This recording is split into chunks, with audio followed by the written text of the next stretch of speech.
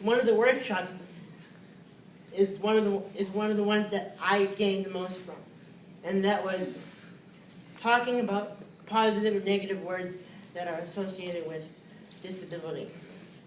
And they had these big poster boards, and people were writing, words like useless, helpless, sad, angry, like the most negative words you could possibly think of associated with disability. And you might wonder, why would you even bother writing those words? And it's because a lot of people, they keep those negative feelings inside. And it's not good to keep negative feelings inside. You need somebody to talk to. You need somebody who understands. And you need somebody who's going to be able to help you break out of that bad habit.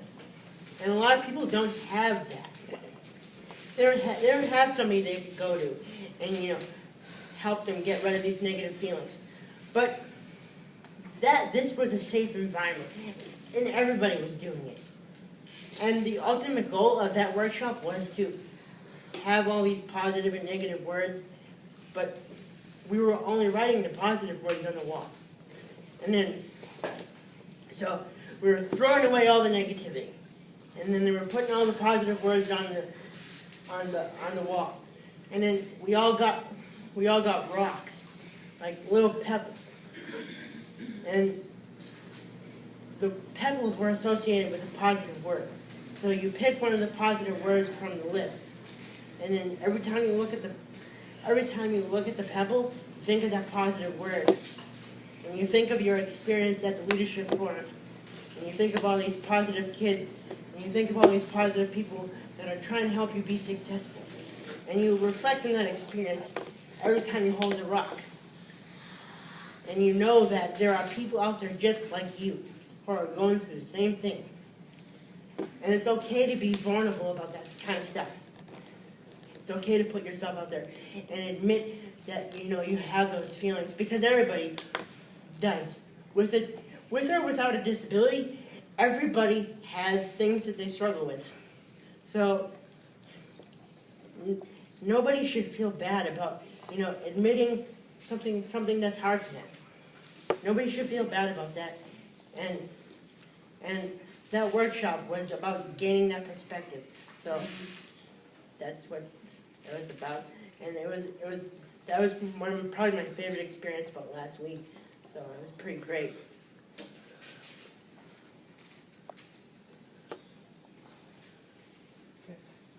Anybody else? I have. Wow. I have Very come. good. What was the most challenging part of your life?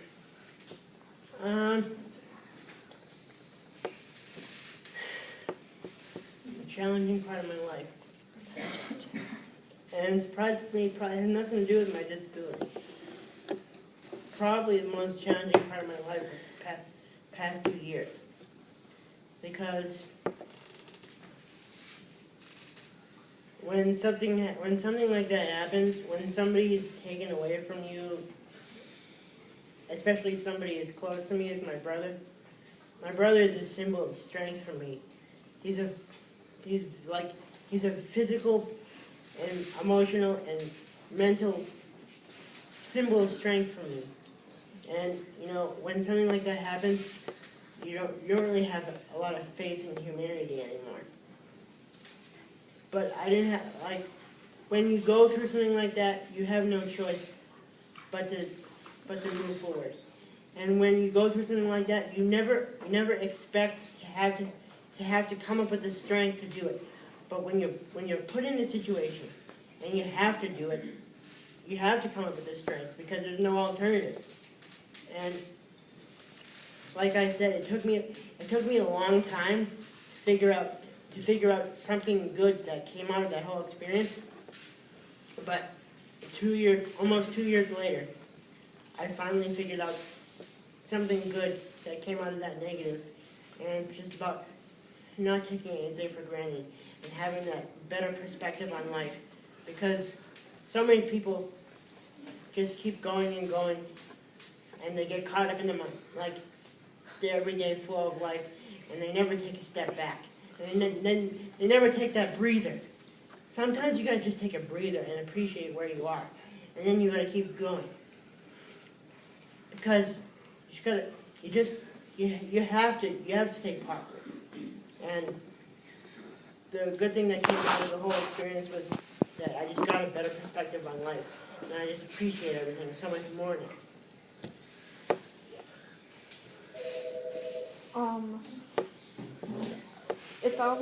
It's somewhat, I forgot, oh my god. Oh, there it is. My mom always told me this. Things can be a crisis, or things can be an opportunity, and I believe that everything happens for a reason, and we were all put on in this wonderful place for a reason. We were supposed to get to know each other. We were supposed to be able to do everything we're doing because we can always make a little. I am always telling you this. You can make a little bit of every little change in the world. You can change the world. You can even change your own little world. It's a change.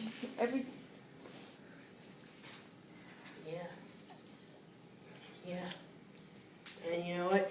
Anything that you get in life, anything that comes your way, anything that's good, it's not a coincidence, and you didn't come about being here or getting a job or going to school.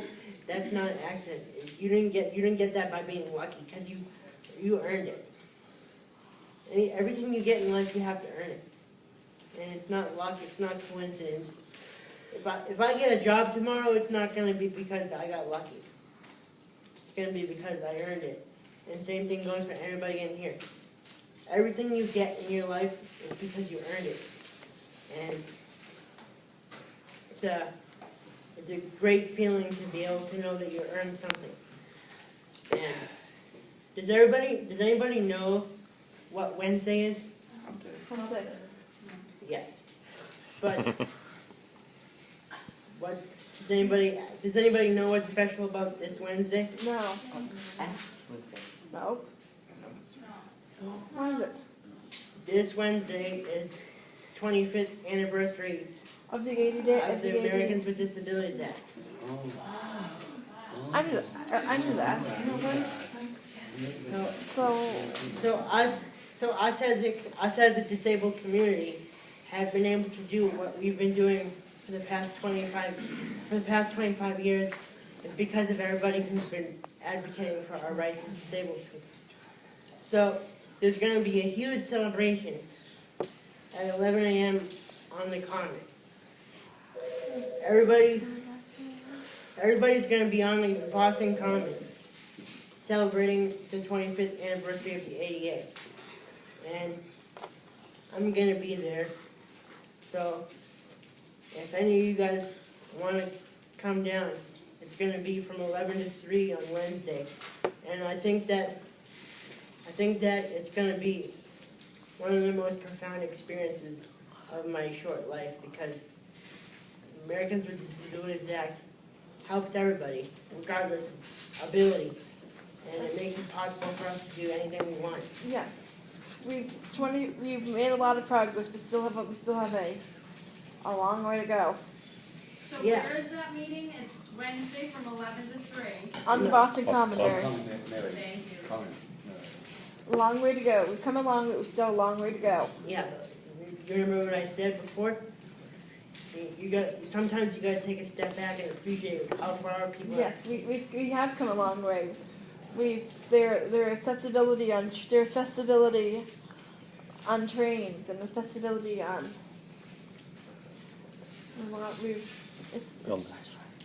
Buildings and schools Buildings and and, schools yeah, and- access. there's a lot of access.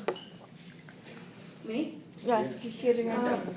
So I have heard that sometimes my mom will somehow about the age of my life. So how do you mean? get me? Like that? So you said your mom is so proud of you. What was your question? I mean, mom's so happy about you dad, and be happy about the gift for anything you dad, right? So he's happy and thankful for everything that's happened in his life? Is that Yeah. what you're saying? Yeah. That's right. We're happy we've changed the world. So I have a question for you. You said you blog a lot. Yeah. So if anybody was interested in following you, how would they go about doing that? I have business cards that I can give out to people who are interested. Nice one. I'm interested.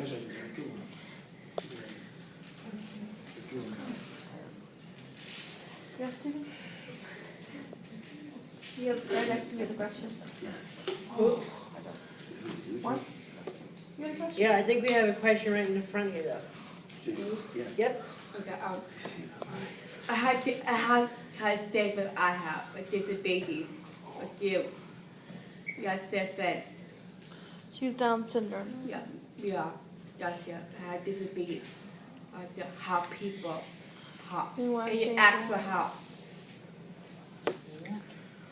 It's all part of being an advocate for yourself. You gotta ask for help. But sometimes, I know sometimes I get scared to ask for help. It's scary sometimes to ask for help. So why do you feel like that? Because if you want to ask for help, sometimes I get nervous about asking. Because it seems overwhelming to ask for help. Yeah, but would you rather struggle to do it yourself, or save your energy for something that's more important? Sure. Good point. You can give me, if you want to, the example that you sometimes talk about being in school at the salad bar and how you had to struggle with that. Yeah. So when I was in college, and this was my freshman year, I went to Dean College, and it was my first time being away from home for the full time. And I was all excited to be by myself. And I had a lot of pride in who I was as a person. And I was going to try to do as much for myself as I possibly could. And I still feel that way. But one of the things that I learned when I was away at school was that asking for help is not a sign of weakness. It shows that you are aware of your needs. And you are aware of what you need to be successful. And the first time I went down to the cafeteria, I was like, I've been on my own for the first day, and I was so focused on getting to class on time and being engaged in class that, you know, when you're trying to figure things out and you're a freshman in college and you're so concerned about school and being on time, you kind of forget to take care of yourself. And you kind of forget that you need to take time out for yourself and you need to eat. And by the time I got around to eating, it was like way past lunchtime. And I was starving. So I went to the salad bar because I wanted salad with chicken. But the problem is, the salad bar is way up here, and I'm in the chair down here. So, you can imagine that's a huge problem. Yeah. And I wanted to be a hero, and I wanted to pull myself up and reach for everything. But the problem is, the times for the grilled chicken and for everything was really far away, and I was angry because I couldn't help myself. And I struggled with it for like 20 minutes. And I thought about it. It was like, I'm starving, and I'm having trouble doing this. Why don't I just swallow my pride and ask for help? But that was a huge problem for me because I thought that I was showing some weakness if I asked for help.